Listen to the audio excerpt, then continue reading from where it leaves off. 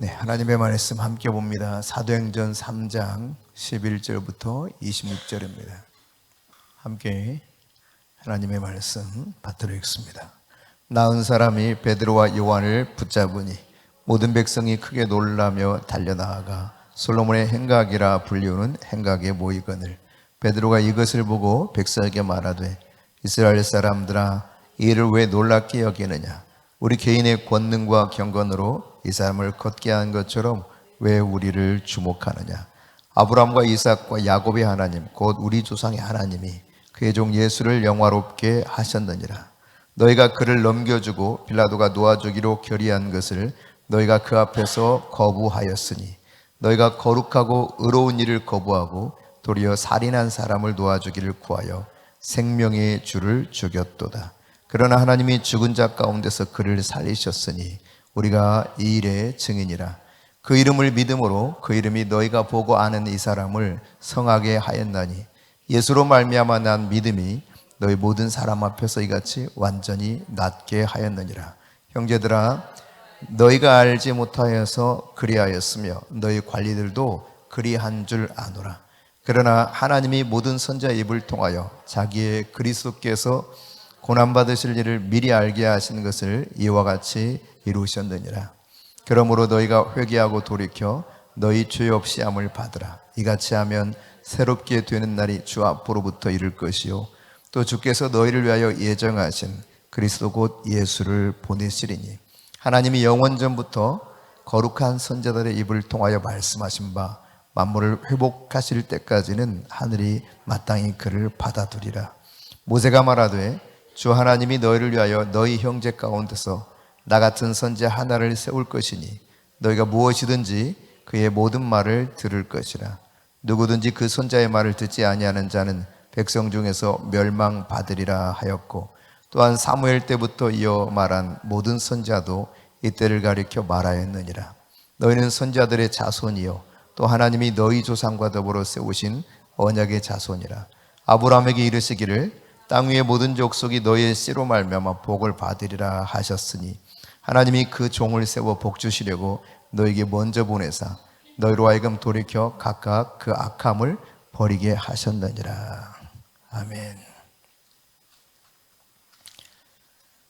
네, 여러분 마음에 평안이 있습니까? 안식이 있습니까? 만일 여러분 안식을 내가 누리지 못하고 살아간다면 오늘 이 본문을 통해서 내가 누려야 될 그 안식을 어떻게 하면 누릴 수 있는가를 깨달을 수 있기를 바랍니다. 오늘 19절 말씀에 보면 이렇게 기록하고 있죠. 19절에 그러므로 너희가 회개하고 돌이켜 너희 죄 없이 함을 받으라. 이같이 하면 어떻게 된다고 말합니까? 새롭게 되는 날이 주 앞으로부터 이를 것이다. 새롭게 된다는 표현이 있어. 새롭게 된다. 이것을 이제 개역 성경이죠. 개역 성경. 지난 우리 사용했던 성경은 유쾌하게 하는 날 이렇게 표현하고 있고 또 헬라어 직역 성경을 찾아보니까 휴식할 때라고 되어 있습니다. 원누멘 성경에는 안식할 때라고 표현하고 있어요. 그러니까 진정한 안식, 그것이 주어지는 상태를 말하는데 다시 말해서 이 안식하게 되는, 휴식하게 되는 혹은 새롭게 되는 유쾌하게 하시는 그 하나님의 은혜가 있기 전의 상태는 어떻다는 것입니까? 현재 뭔가 문제가 있다는 것입니다. 아직 그런 안식과 온전한 하나님이 주시는 새롭게 함이 없는 상태를 말하고 있는 것이죠. 안식을 제대로 누리지 못하고 있는 상태를 언급하고 있는 것입니다. 왜 그러면 이 유대인들이 하나님이 공급해 주시는 이 안식, 이걸 제대로 누리지 못하고 새롭게 변화되지 못한 가운데 살아가고 있을까? 사실 15절에 보면 그 이유를 발견할 수 있습니다. 저들은 생명의 주를 죽였습니다. 저들에게 영생, 영원한 이터널 라이프, 영생을 주실 생명의 주를 하나님이 보내주셨건만 저들은 그 생명의 주를 오히려 죽여버렸어요. 다시 말해서 하나님을 대적한 것입니다. 그러니까 안식을 누릴래야 누릴 수가 없는 거죠. 그렇다면 여러분 안식을 저들이 누리기 원한다면 무엇이 요구될까? 오늘 베드로가 말하고 있는 핵심은 이 안식을 누리는 것, 새롭게 되어서 유쾌하게 되는 날이 오려면 회개가 반드시 필요하다는 이야기입니다. 그러니까 안식을 누릴 수 있는 방법은 유일하게 한 가지, 회개밖에 없다는 이야기입니다. 그런데 19절에 보면 회개하고 돌이키라 그랬어요. 돌이키고 회개하는 것, 회개하고 돌이키는 이 동사 두 가지가 계속 연달아 사용되고 있는데 이 동사들은 명령 형태로 쓰여 있습니다. 그러니까 회개하는 것도 명령이고 돌이키는 것도 명령이에요. 선택의 여지가 다른 것이 없다는 이야기입니다. 오직 하나님께서 그렇게 명령하고 있다는 사실이에요. 어서 회개하고 어서 돌이키라는 거죠. 그러니까 생명의 주 예수 그리스도를 죽인 이 유대인 그들이 안식을 누리고 살아갈 수 있는 방법, 그것은 딱 한 가지뿐이라는 사실입니다. 진실한 회개, 그것만이 저들이 깨어진 이런 관계 속에서 불안하고 하나님이 주시는 안식을 누리지 못하는 이러한 삶으로부터 자유케 되기 원한다면 생명의 주를 죽인 이 부분을 반드시 회개해야 된다고 하는 사실을 언급하고 있죠. 여러분, 앞서 사도행전 2장에 보면은 오순절에 디아스포라 유대인들이 쭉 예루살렘에 오지 않았습니까? 그리고 마가의 다락방에서 오로지 기도에 힘썼던 저들 가운데 성령이 급하고 강한 바람처럼 또 갈라진 불의 혀처럼 각 사람 위에 임했고 저들의 입에서는 난곳 방언으로 말하기를 시작했다 그랬습니다. 그 말을 들어보니까 하나님의 큰 일에 대해서 이야기했다라고 표현하고 있는데 이 모습을 바라봤던 디아스포라 유대인들의 말은 저들이 술에 취했다는 거예요. 새술에 취했다고 그랬습니다. 그러자 베드로가 이 일에 대해서 어떻게 말합니까? 야, 아직 오전 9시밖에 안 됐는데 무슨 술이냐? 술 취할 일도 많다. 술 취한 것이 아니라 선지자 요엘을 통해서 하나님께서 예언해 주신 말씀처럼 그 말씀이 그대로 지금 오늘날 응하여서 이들이 성령을 받았기 때문이라고 하는 사실을 이야기하고 있죠. 그러면서 너희들이 예수 그리스도를 십자가에 넣어주고 죽음에 이르게 했고 그러나 하나님께서 죽은 자 가운데서 너희들이 죽게 만들었던 그 예수를 다시 살리셨도다라고 표현합니다. 메시아시는 그를 죽였다는 사실을 분명히 언급하고 있죠. 예수 그리스도의 죽음과 부활에 대한 언급을 하면서 베드로가 설교할 때 이 말을 들었던 그들이 이제 2장 38절에 보면 우리가 어찌 알고라고 말합니다. 우리가 어찌 알고. 그러자 베드로가 말하기를 회개하고 각각 예수 그리스도의 이름으로 세례를 받으라. 그러면 성령의 선물을 너희들이 받을 것이다 라고 말씀합니다. 여러분, 여기서도 반드시 필요한 것이 무엇이라는 것입니까? 회개하라, 회개하라, 회개하라. 이건 죽고 사는 문제가 실상 어디에 달려 있느냐? 회개하느냐, 그렇지 않느냐에 달려 있다는 말씀입니다. 회개하면 죄를 용서받고 사망까지 건지는 받아 영생에 이르겠지만 회개하지 않으면 그 죄로 말미암아 영원한 죽음 가운데 매여 있을 수밖에 없는 것이 분명한 것이죠. 이것이 성경이 가르치는 바요. 또 베드로가 설교한 내용들을 통해서 우리가 생각해 볼 수 있는 문제인 것이죠. 여러분, 오늘날 대한민국의 기독교 무종교 사람들이 지금 60%를 넘었다 그러더라고요. 당신 종교가 있느냐? 나는 그런 거 없다. 나는 안 믿는다 아무것도 하는 사람이 60%를 넘었다 그래요. 한 2050년 되면은 75%에서 80%인가? 그 정도가 나는 종교를 가지지 않는다. 무종교인 이렇게 될 것이다.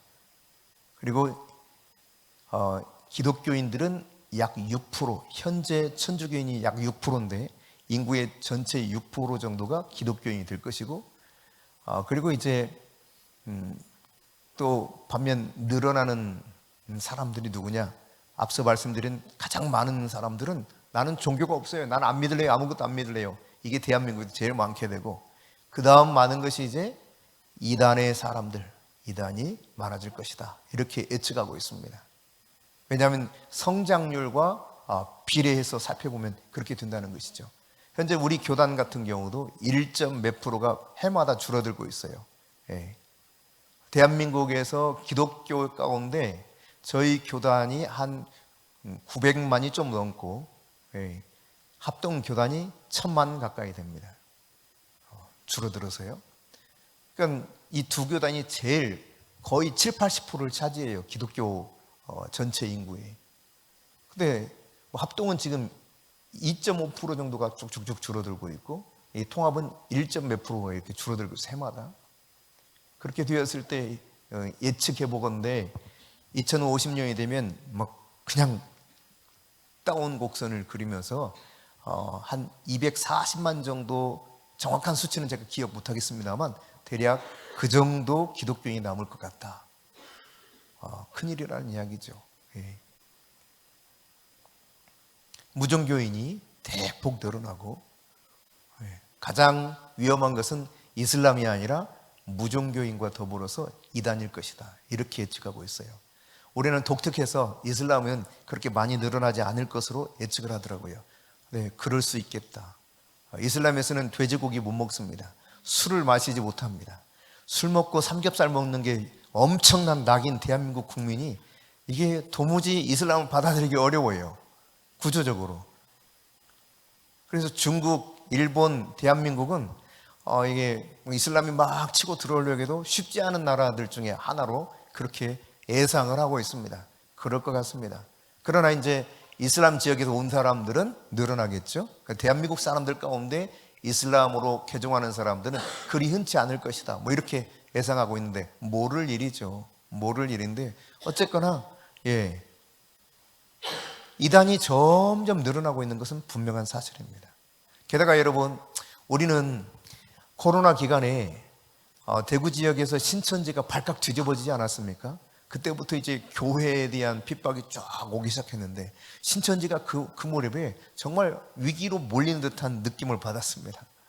그래서 이 교회를 통해서 신천지가 박멸되는 거 아닌가, 막 이런 즐거운 상상도 했건만, 안타깝게도 이 코로나 기간 동안 굉장히 늘어난 그런 집단이 있다면 신천지입니다. 신천지. 도리어 전라남도 지역의 한 대학교 같은 경우는 전교생이 한 2만 명 좀 넘는데, 그 대학생 중에 1200명이 신천지 학생이래요. 젊은 애들이 어마어마하게 가고 있어요. 타겟입니다. 타겟. 똑똑한 아이들이 막 다 이단으로 가요. JMS에 간 애들도 막 초기에 서울대, 연대, 카이스트, 이대 이런 아들이 빠져가지고 다 그렇게 또 몰려가지 않았습니까? 신천지와 또 구원파에서는 굳이 회개가 필요 없다고 이야기합니다. 깨달으면 천국 간다고 생각하는 거예요. 자신들이 가지고 있는 지식을 깨달으면 천국 간다고 생각하고 있습니다. 그러나 성경에서는 예수님도 그랬고 베드로도 그랬고, 또 예수님 이전에 주의 길을 예비하던 여자에게서 난 자 중에 제일 큰 자라고 예수님께 칭찬을 받았던 세례 요한도 말하기를, 복음은 회개 없이 믿을 수 없는 것이라고 분명히 말씀하고 있죠. 그러니까 베드로를 통해서 오늘 또 말씀하고 있는 것은, 신앙의 출발점이 뭐냐? 회개라는 거예요. 회개. 근데 이단들은 뭐 회개라는 게 없어요. 거의 대부분. 깨달으면 돼, 깨달으면. 그래서 뭐 모략이라는 말로 얼마나 신기한 방식으로 거짓말을 해가지고 속입니까? 그러니까 신천지에 연루되어서 뭔가 이렇게 갔던 사람들은 신천지 사람들에게 정보가 쫙 있는 거예요, 평생. 그리고 어쩌면 지금도 계속 추적되고 있는지 모릅니다. 그럴 가능성이 큽니다. 최소한 한 사람을 신천지에서 포섭하기 위해서 20명이 작당을 한다는 거 아니에요. 20명이. 만일 A라는 사람을 딱 타겟으로 삼았다 그러면 20명이 작전을 짜요. 20명이. 예를 들어서 일부러 발을 딱 걸어가지고 넘어지게 만들어.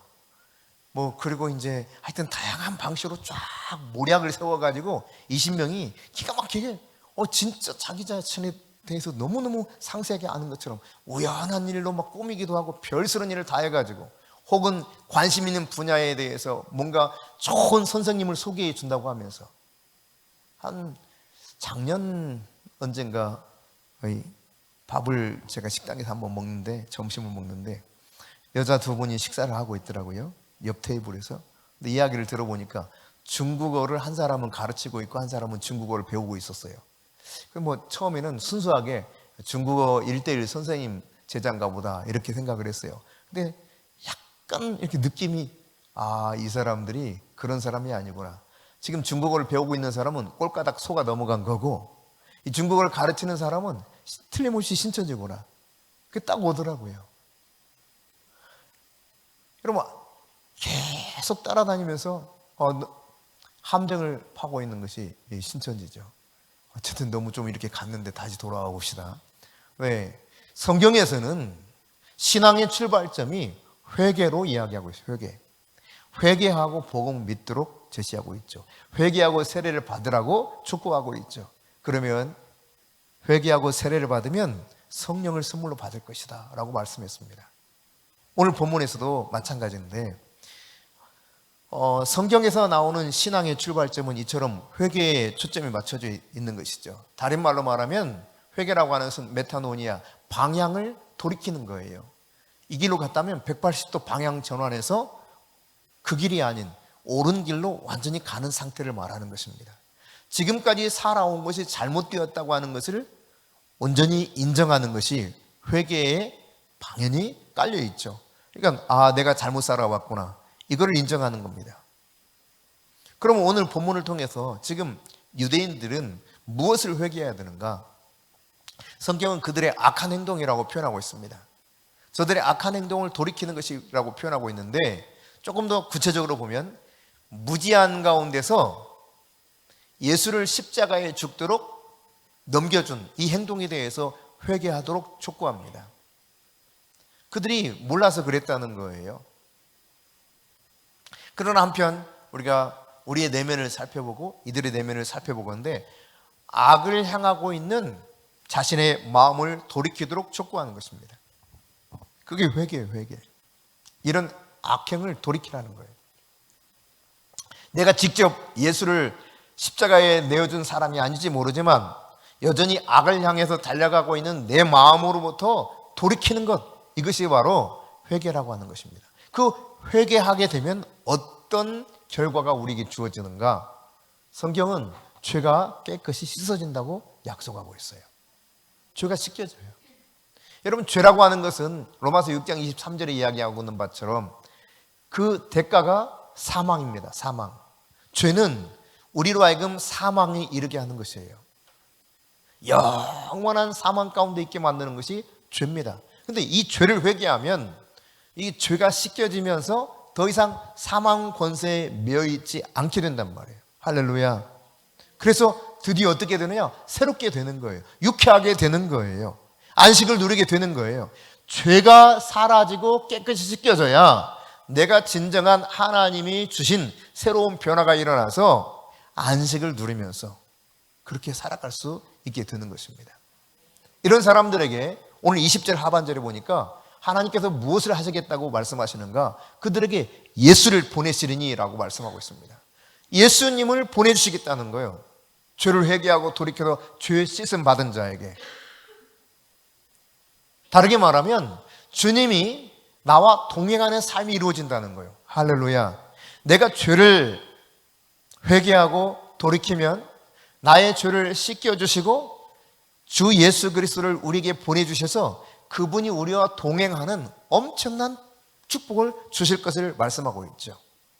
회개한 사람에게 하나님께서는 예수님을 보내주시기로 약속하셨습니다. 그러니까 내가 예수님과 함께 동행할 수 있는 삶을 사느냐 못 사느냐는 바로 이 문제에 달려있는 것입니다. 근데 여러분, 예수님과 내가 산다고 하는 것은 만왕의 왕이요 만주의 주이신 그분과 내가 사는 거예요. 조금 안 좋은 표현입니다만 그래도 이해를 돕기 위해서 그냥 우리가 생각하자면 이런 옛말이 있었죠. 여자 팔자는 뭐라고 했어요? 예? 예. 두레박 팔자, 두름박 팔자라 이렇게. 예. 두레박 뭐예요 이거? 물 깃는 거. 예. 그런 말 못 들어보셨어요? 들어보셨죠? 예. 그러니까 올라갈 수도 있지만 떨어질 수도 있다 이 말입니다. 저 밑바닥까지 떨어질 수도 있고 경우에 따라서는 쫙 올라갈 수도 있고. 그게 여자 팔자다 이런 이야기를 하면서 남자 잘 만나야 돼 이런 이야기 하거든요. 남자 잘 만나야 돼. 근데 여러분 우리가 그냥 한 사람만 잘 만나도 우리 인생이 얼마나 많은 변화가 일어나는지 모릅니다. 정말 아주 지옥 같은 인생을 살 수도 있지만 그러나 인생이 완전히 달라져서 내 인생 가운데 이처럼 행복을 누릴 수 있는가 이런 삶을 살 수도 있는 거예요. 그런데 여러분 생각해 보세요. 이 세상의 창조에 직접적으로 관여하시고 창조하셨던 그분, 지금도 이 모든 우주 만물을 유지하시고 지탱하시고 보존하시고 경영하시는 그분, 삼성을 경영하고 SK를 경영하는 정도가 아니라 구글을 경영하고 애플을 경영하는 정도가 아니라 온 우주 만물을 경영하시는 그분이 나에게 와서 나와 함께하는 삶, 이걸 살아갈 수 있느냐 없느냐, 이게 어디에 달려있다는 거예요? 내가 회개하느냐 그렇지 않느냐, 여기에 달려있다는 거예요. 회개하면 하나님께서 예수 그리스도를 그 사람에게 보내줘서 그 사람과 동행하게 만들어주겠다는 겁니다. 얼마나 이게 위대하고도 엄청난 약속이요 특혜인가를 우리가 알 수 있죠. 그러면 이 회개한 사람이 그렇게 안식을 누리면서 주님과 동행하는 놀라운 그 새롭게 됨을 경험하게 될 때 오늘 본문 속에도 등장하는 이 사람 같은 경우는 어떻게 해서 안식을 누리게 될 수 있는가? 한 가지 예를 들자면 16절에 있는 것처럼 예수 이름, 그 이름을 믿음으로 인해서 이 엄청난 주님과 함께하는 삶을 경험하게 된다는 거예요. 이게 육체적으로 태어날 때부터 불구였습니다. 한 번도 일어서서 걸어본 적이 없는 사람입니다. 근데 예수님이 찾아오니까 어떤 역사가 일어나요? 그가 완전히 이 육체의 장애로부터 완전한 해방과 치유가 일어났어요. 유쾌하게 된 것입니다. 완전한 안식이 온 것입니다. 새롭게 된 것입니다. 이 놀라운 은혜가 일어난 거예요. 여러분, 이런 일이 일어나니까 사람들이 분명 저 태어날 때부터 걷지 못한 거린으로 살아갔던 사람인데 일어나서 걷기도 하고 뛰기도 하면서 성전에서 하나님을 경배하는 것, 찬양하는 모습을 보고 베드로와 요한을 막 주목하면서 막 오는 거예요. 베드로와 요한에게 사람들이 몰려들기 시작해요. 그때 베드로가 아니라는 겁니다. 우리가 낫게 한 게 아니라는 거예요. 베드로와 요한에게 사람들이 몰려오고 주목받게 되자 베드로는 그 모든 시선을 다시 예수님께 돌리고 있는데 12절 읽습니다.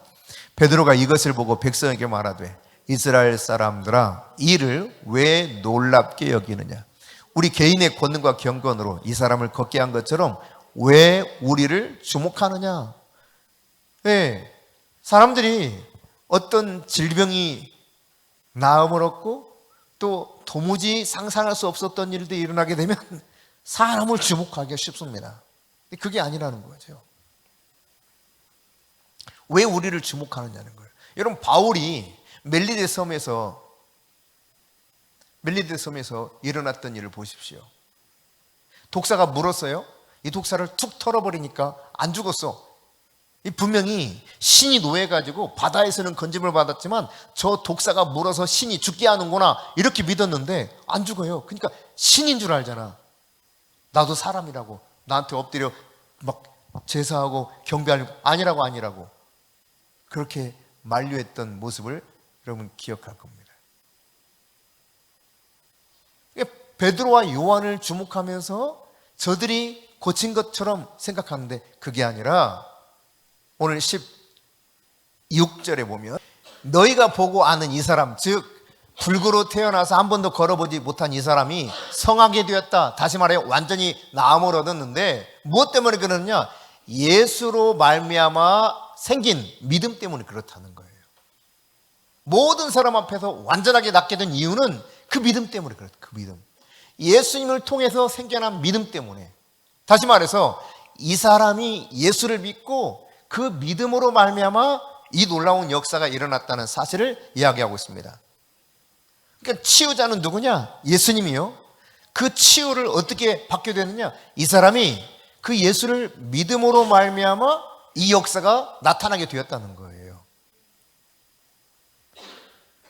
여러분, 베드로와 요한을 주목하던 유대인들에게 베드로는 그들이 안식을 누리지 못하는 이유를 조금 설명해요. 13절부터 15절 사이에 보면은 너희들이 왜 우리를 주목하느냐 하면서 쭉 설명합니다. 그래서 우리 조상의 하나님이 그 종 예수를 영화롭게 하셨다 말씀하시면서 너희는 그를 예수님을 넘겨줬다는 거죠. 누구에게? 로마의 군인들에게 넘겨줘서 그렇게 궁극적으로는 그 당시 총독이 빌라도였기 때문에 빌라도에게 넘겨줘서 예수님을 십자가에 못 박으라고 외쳤죠. 빌라도는 사실은 예수님이 죄가 없다는 사실을 신문 과정을 통해서 깨닫습니다. 그래서 어떻게 하기로 원했습니까? 6월절에 특별 사면이 있는 거예요. 그래서 풀어주는 전례가 있는데 예수를 풀어줄까? 이렇게 물어요. 사실은 자기의 권한이 있기 때문에 그냥 풀어줄 수도 있을 텐데 정치적인 것 때문에 이 정치라고 하는 것이 좋을 수도 있지만 함정이 될 수도 있거든요. 정치적인 이유로 분명 죄가 없는데 이거 풀어줘야 돼 말아야 돼 하다가 물어본단 말이에요. 그랬더니 아니라고, 절대 아니라고. 그럼 어떡할까 그랬더니 십자가에 못 박아라 막 외치는 거예요. 그럼 누구를 풀어줄까 그랬더니 바라바. 누굴 바라봐요? 살인한 바라바를 풀어주라는 거예요. 살인한 사람을 풀어주고 죄 없는 사람은 십자가에 죽게 만들고, 그게 바로 너희 조상들이었다라고 하는 사실을 이야기하고 있죠. 그러니까 그들이 안식을 누리지 못하는 이유가 바로 이런 문제 때문에 그렇다는 거예요. 그러니까 하나님께서는 그러나 이들의 이 무지와 더불어 어리석음을 통해서 큰 실수를 한 거죠. 메시아를 죽였으니. 그런데 이들의 무지의 소치거든요. 무지의 소치. 17절에 보면은 뭐라고 표현하냐면 이렇게 표현하고 있어요. 너희가 알지 못하여서 그리하였다. 무지해서 그렇다는 거죠. 여러분, 그러나 무지도 죄다는 것을 깨달아야 됩니다. 그럼에도 불구하고 여러분, 하나님은 이 일을 어떻게 이루어 가시는가? 무지의 소치로 말미암아 빌라도에게 완전히 넘겨줘서 십자가에 못 박아달라고 막 외침으로 어쩔 수 없이 정치적 압박을 느껴서 빌라도가 그 일을 결정해서 예수님이 십자가에 못 박혀 죽게 되는데 18절에 보니까 뭘 이야기하고 있습니까? 이미 선지자들의 입을 통해서 이렇게 예수님이 고난받으실 걸 다 예언한 바가 있는데 이것을 하나님이 성취하셨다는 거예요. 무지의 소치로 너희들이 그렇게 넘겨준 일로 말미암아 이미 예언된 선지자들을 통하여 예언된 이 일을 하나님은 마침내 이루셨다, 성취하셨다라고 표현하고 있어요. 여러분, 하나님은 모든 것을 합력해서 하나님이 선하신 방향으로 이끌어 가십니다. 반면 여러분, 우리가 생각해야 될 것은 그렇다고 저들의 죄가 없느냐? 그렇지 않지요? 저들이 이런 죄가 있기 때문에 저들에게 하나님이 본래 궁극적으로 주기 원했던 안식을 누릴 수가 없는 거예요. 죄 문제를 해결받지 않는 한 절대로 안식일 쓸 수가 없습니다. 내가 유쾌한 삶을 살 수가 없는 거예요. 죄가 여전히 나를 올가매거든요. 죄는 힘이 있어요. 그러니까 이들이 십자가에 못 박아서 주를 내어줬던 이것으로 인해서 저들이 누리지 못하고 있는 안식이 깨져버린 상태를 성경이 이야기하고 있습니다. 이것이 무슨 이유로 이렇게 되었다고요? 그들이 알지 못해서, 즉 무지해서. 그러면 여러분, 성경에 대한 바른 지식이 필요합니다. 그래야 올바르게 사리 분별을 할 수가 있게 돼요. 어느 것이 옳고 어느 것이 그른지를 분별할 수 있는 기준은 세상의 정보가 아닙니다. 사람들의 지식이 아닙니다. 감정이 아닙니다. 여론이 아닙니다. 옳고 그름, 사리 분별이 정확하게 분별되려면 성경을 알아야 돼요. 성경을. 올바른 성경적 지식이 있었을 때 저들이 이런 일을 하지 않았을 겁니다. 잘못된 굴레로부터 해방받을 수 있는 길이 있다면 그것은 하나님의 말씀을 바르게 알아야 된다는 이야기입니다. 여러분, 진리를 알지니 그 진리가 너희를 자유롭게 하리라 말씀하셨잖아요. 그러니까 진리가 올가매어 있던 우리를 해방시켜 주는 것입니다. 묶임으로부터 우리를 자유케 하는 것이 진리예요. 진리. 진리를 알아야 돼요. 하나님의 말씀을 제대로 알아야 되는 것입니다. 이 진리를 모를 때에는 이처럼 무지한 가운데 자기가 하고 있는 것들이 옳다고 마땅하다고 생각해요. 저들이 잘못됐다는 생각을 조금이라도 했을까요? 천만에요. 죽여라, 죽여라, 십자가에 못 박아라, 못 박아라 얼마나 외쳤는지 몰라요. 너무도 자신만만하고 당당하게 외친 것입니다.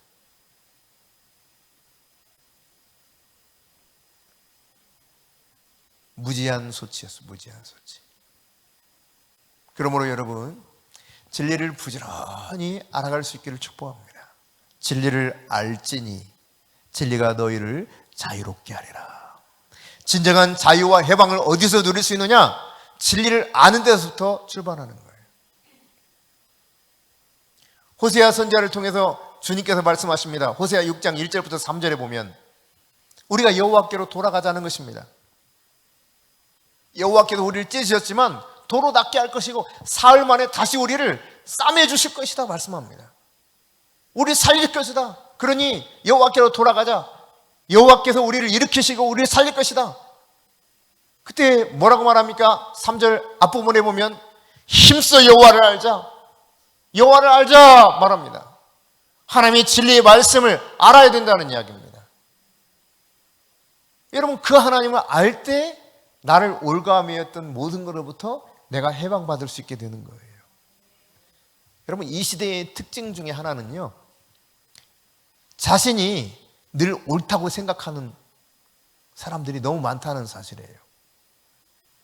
얼마나 떳떳하게 나는 옳다는 겁니다. 내가 하는 것은 맞다는 것입니다.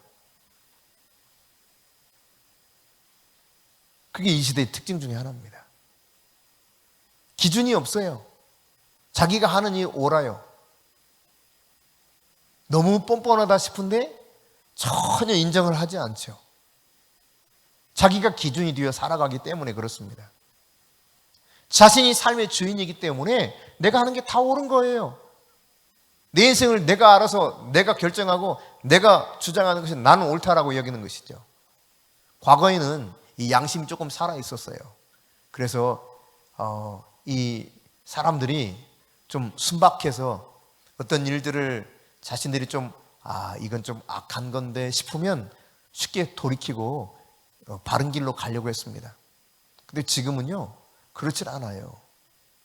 그런 모습을 많이 보지 않습니까? 세상이 그렇게 점점 바뀌고 있습니다.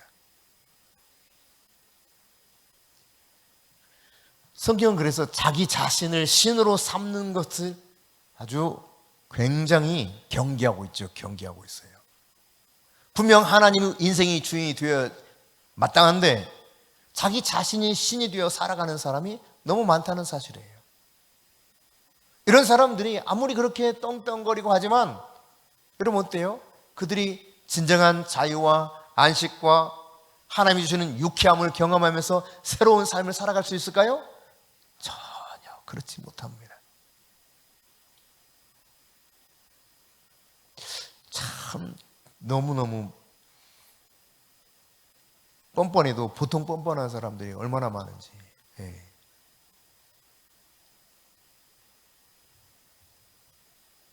오죽하면 가장 이렇게 아끼고 자기의 어떤 그 테두리 안에 있는 사람들조차 저 인간도 아니다고 이렇게 말할 정도겠어요.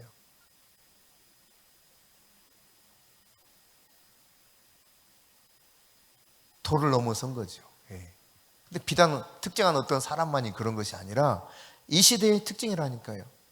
자기 자신이 신이에요. 하나님 말씀은 상관없어요. 내가 모든 것의 판단 기준 결정하고 내가 알아서 모든 걸 해요.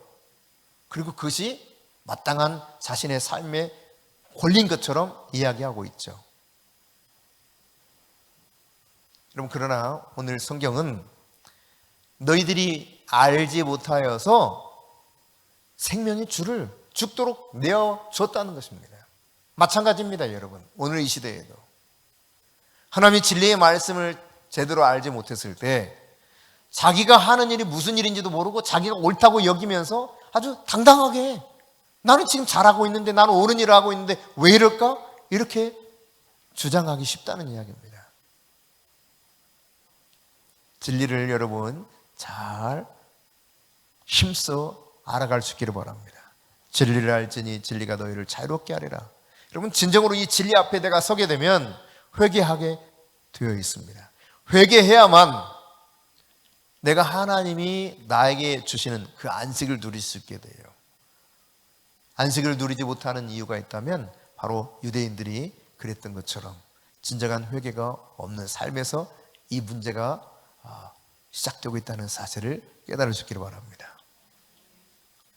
오늘 이 진리의 말씀을 부지런히 깊이 있게 생각하면서 하나님께서 우리에게 주시는 안식의 은혜가 여러분 모두에게 충만하게 임할 수 있기를 바랍니다.